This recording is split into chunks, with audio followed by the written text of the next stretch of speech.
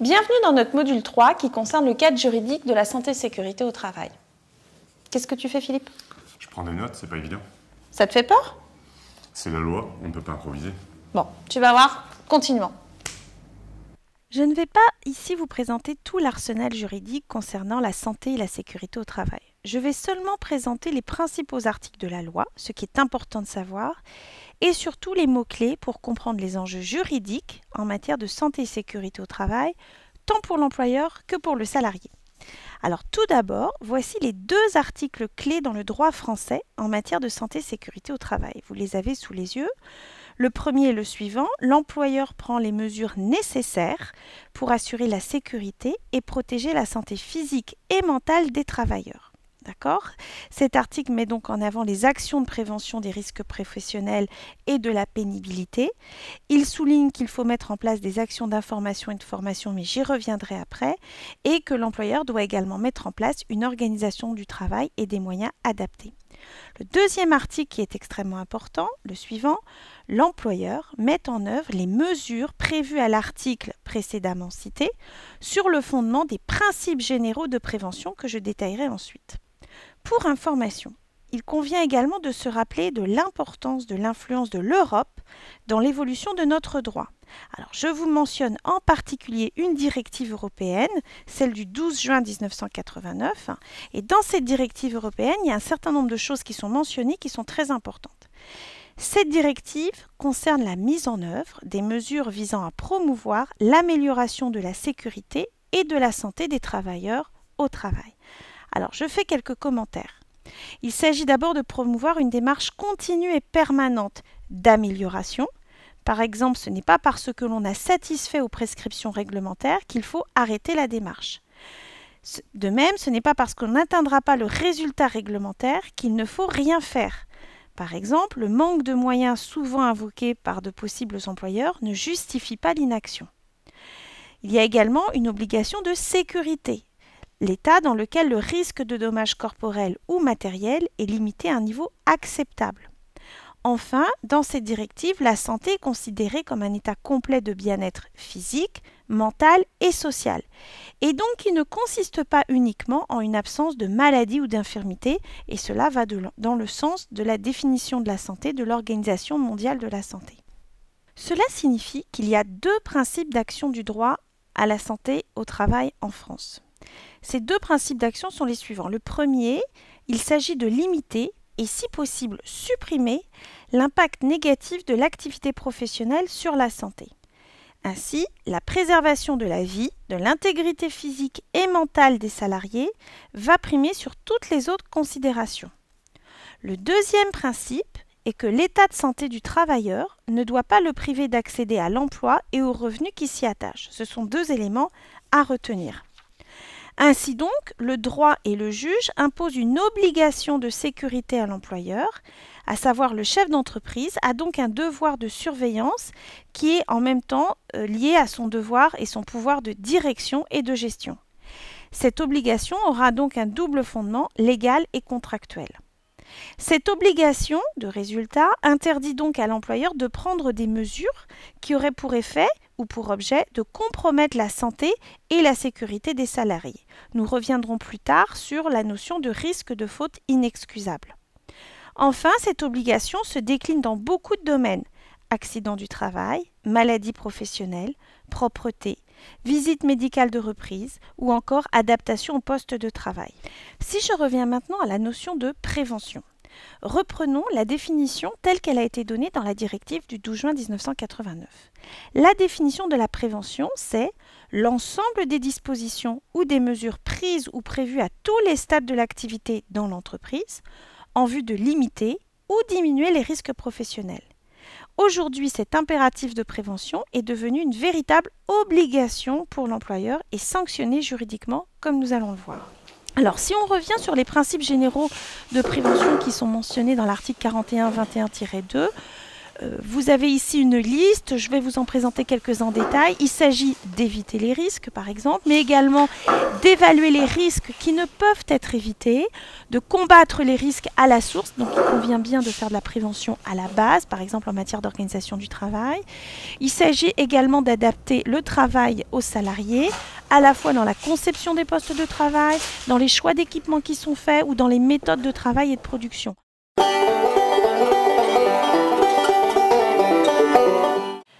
Il convient de faire très attention. Le Code du travail définit très clairement les principes de prévention à respecter dans un article qu'il faut connaître absolument, le L4121-2. Par exemple, il convient d'adapter le travail et les conditions de travail aux personnes. Il s'agit également pour l'employeur de tenir compte de l'évolution de la technique, c'est-à-dire de se tenir au courant des évolutions technologiques qui pourraient améliorer par exemple l'outillage. Il y a également un principe de substitution, c'est-à-dire de remplacer ce qui est dangereux par ce qui ne l'est pas ou ce qui l'est moins. Alors le législateur privilégie également de prendre des mesures de protection collective et de donner la priorité à ces mesures collectives sur les mesures de protection individuelle.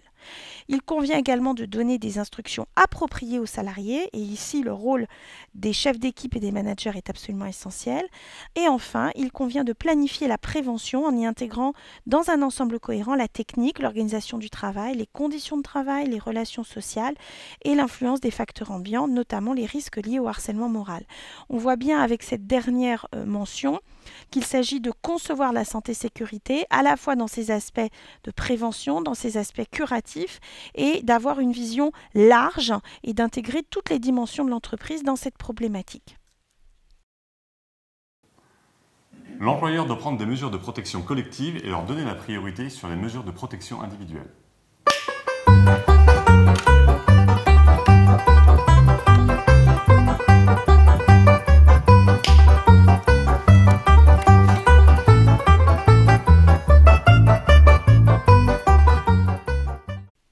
Si on synthétise et en reprenant les travaux de M. Babin dont je me suis inspirée pour ce module, on peut identifier 4 priorités pour l'employeur. La priorité numéro 1, c'est d'évaluer l'ensemble des risques avant d'envisager leur prévention. Dans ce rôle-là, le CHSCT, nous y reviendrons, doit jouer un rôle important. Deuxième élément, s'efforcer de supprimer toute possibilité de réalisation d'un risque. C'est le principe de substitution que j'évoquais tout à l'heure, remplacer ce qui est dangereux par ce qui n'est pas dangereux ou par ce qui est moins dangereux.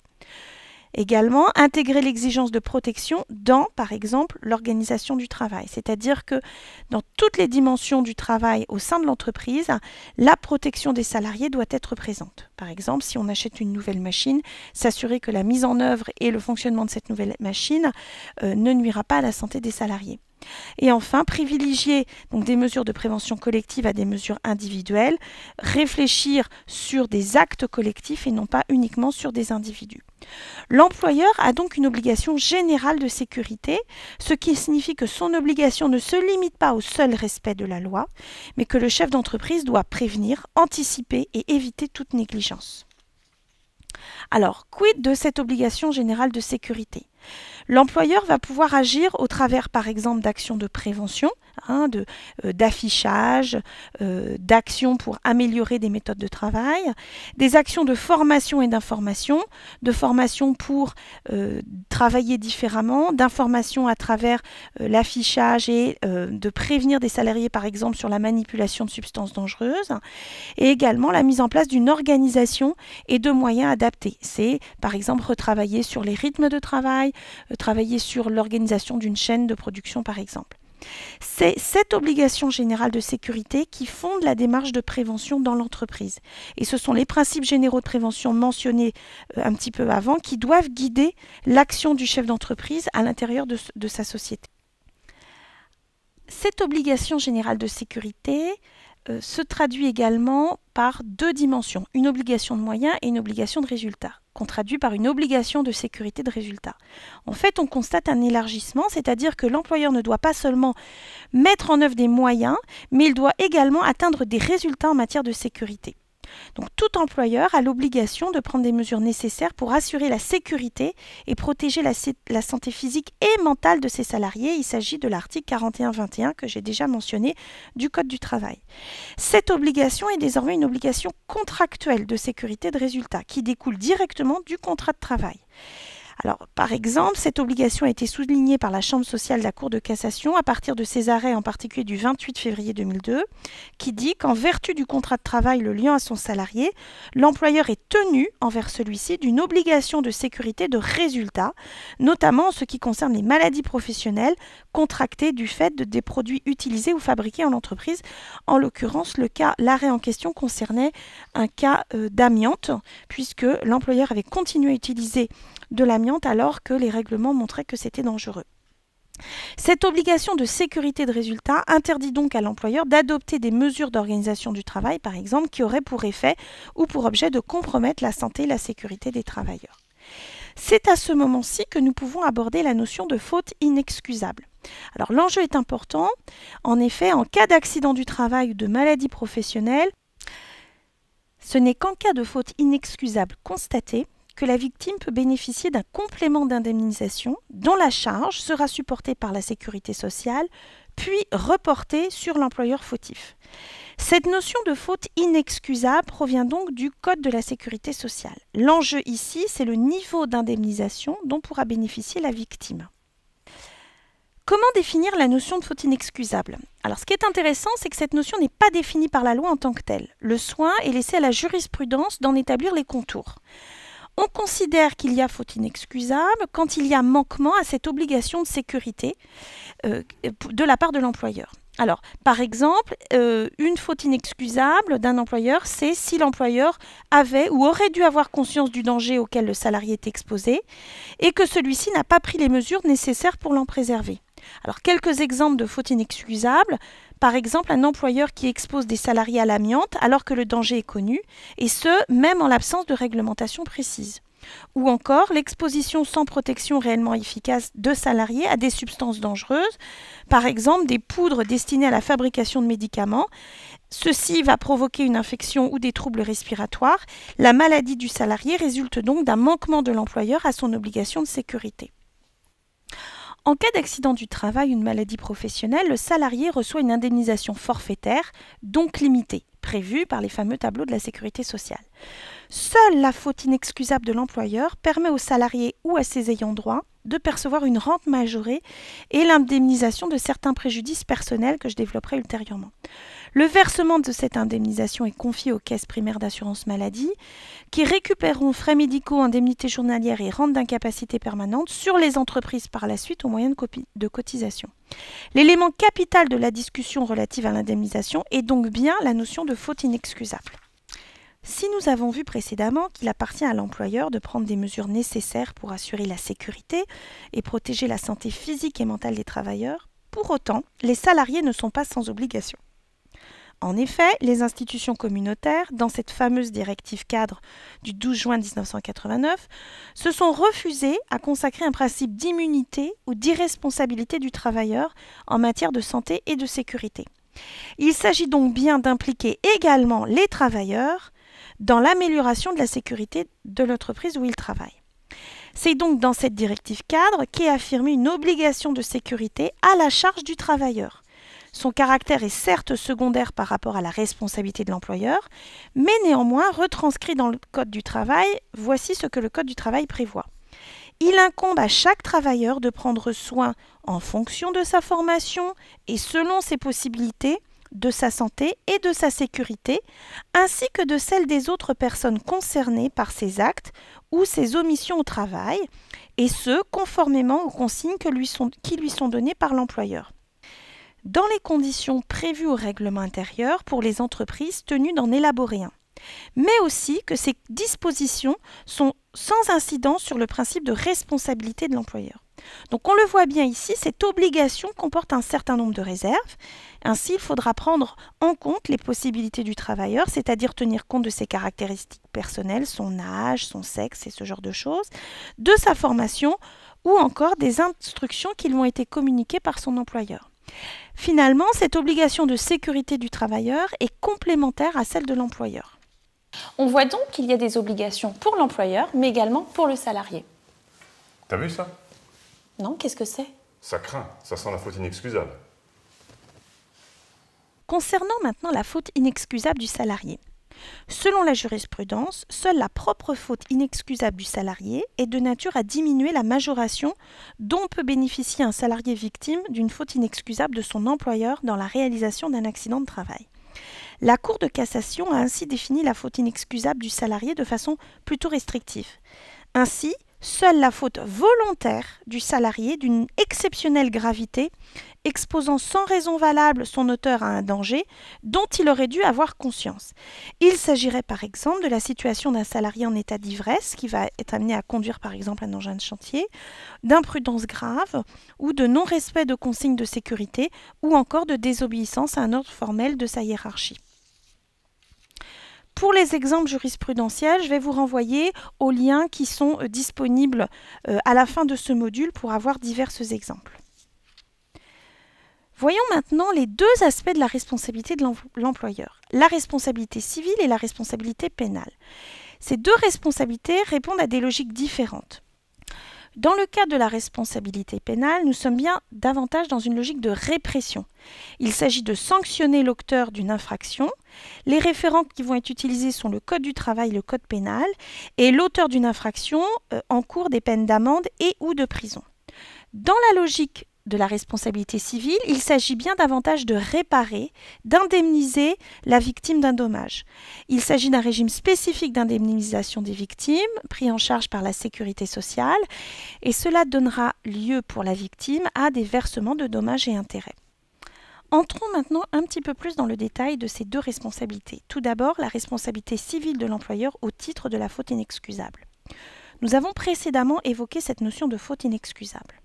Dans le cadre de la responsabilité civile, c'est la reconnaissance de cette faute inexcusable de l'employeur qui va ouvrir à la victime de possibles indemnisations complémentaires. Je ne vais pas rentrer dans tout le détail de la procédure civile, l'idée ici n'est de ne présenter que quelques éléments. Si la faute inexcusable de l'employeur est reconnue, alors la victime de l'accident de travail ou de la maladie professionnelle ou ses ayants droit, si la personne est décédée, vont avoir le droit à une indemnisation complémentaire. Soit la victime peut obtenir une majoration de la rente ou du capital qui lui est attribué. Cette majoration sera fixée par le juge en fonction de la réduction des capacités de l'intéressé générée par l'accident du travail ou la maladie professionnelle. La victime peut obtenir réparation des préjudices subis qui proviennent de l'état d'incapacité et non pris en charge par la sécurité sociale. La victime pourra alors demander à l'employeur réparation pour les préjudices suivants, par exemple préjudices causés par les souffrances physiques et morales endurées, des préjudices esthétiques ou d'agrément, des préjudices résultant de la perte ou de la diminution des possibilités de promotion professionnelle. Il existe d'autres situations, comme par exemple des indemnisations limitées ou la réparation du préjudice lié à la perte d'emploi ou encore des indemnisations intégrales. Je vous renvoie pour ça aux références citées à la fin de ce module. Pour l'employeur, quelles sont les conséquences de cette responsabilité civile au titre de la faute inexcusable? Tout d'abord, c'est l'employeur qui va supporter la majoration de la rente versée directement à la victime par la caisse primaire d'assurance maladie. En effet, l'employeur va devoir par la suite s'acquitter de cotisations supplémentaires de la part de la caisse primaire d'assurance maladie. Je ne vais pas rentrer dans le détail des calculs, là aussi je vous invite à consulter les références données à la fin de ce module. Si maintenant on aborde la responsabilité pénale de l'employeur au titre du Code du travail. Deux sources de droit sont en effet mobilisées. L'employeur peut être sanctionné au titre du non-respect du Code du travail, mais il peut également être sanctionné au titre du Code pénal. Alors voici quelques infractions formelles prévues par le Code du travail. L'employeur peut être sanctionné par une amende de 3 750 € pour méconnaissance des prescriptions relatives à la santé et sécurité au travail. Cette amende est appliquée autant de fois qu'il y a de salariés concernés par la ou les infractions constatées par l'inspecteur du travail. La récidive, elle, est punie par une peine d'emprisonnement d'1 an et une amende de 9 000 €. Pour que cet article soit retenu, il faut qu'il y ait une faute personnelle de la part de l'employeur consistant en un manquement à une règle précise d'hygiène et de sécurité et non à une obligation générale de sécurité. Les infractions ou les délits sont détaillés dans le Code du travail et la nature de ces infractions peuvent être très diverses. l'auteur, soit l'employeur, encourt des peines d'amende et ou des peines de prison. Alors voici rapidement quelques exemples comme le non-respect d'une mesure prise par l'inspecteur du travail, comme par exemple un inspecteur du travail qui demande l'arrêt de chantier s'il y a un danger grave et imminent et que cette mesure n'est pas respectée. Voilà une infraction. Si l'employeur empêche le bon fonctionnement du comité d'hygiène et de sécurité et des conditions de travail, ou si également l'employeur ne respecte pas des textes qui concernent le travail des femmes enceintes ou des jeunes travailleurs, ou enfin la non-mise à jour ou la non-consignation de l'évaluation des risques dans le document unique.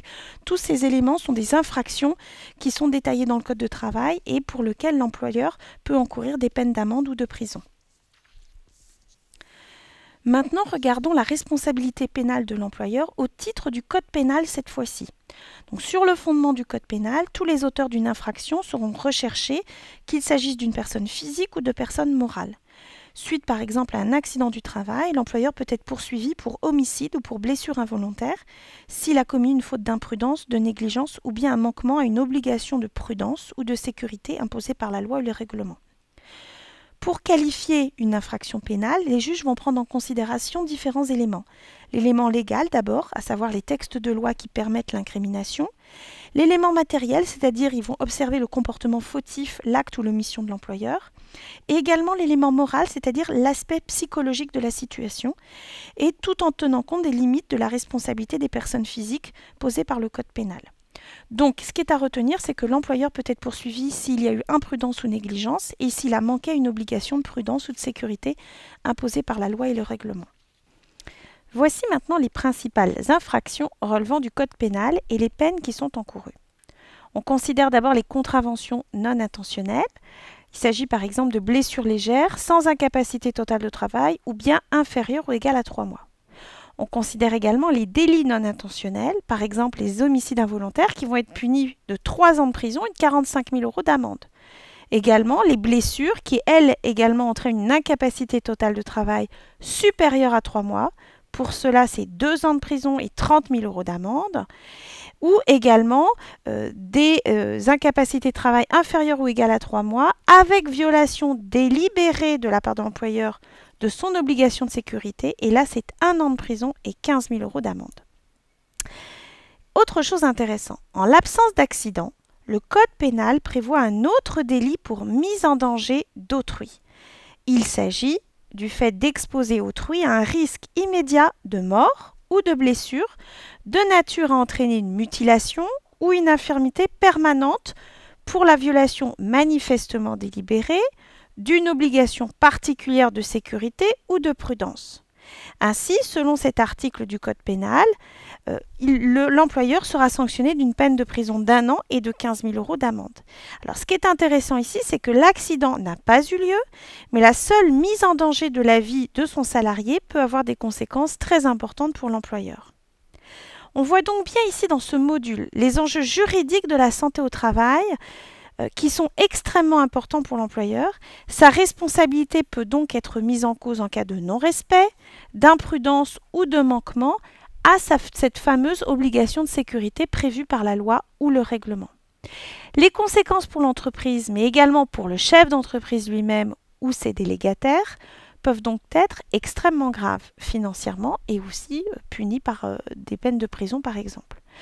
Il s'agit donc bien de mettre en œuvre au sein de l'entreprise une démarche continue de prévention en la matière pour éviter ces problèmes et ces risques.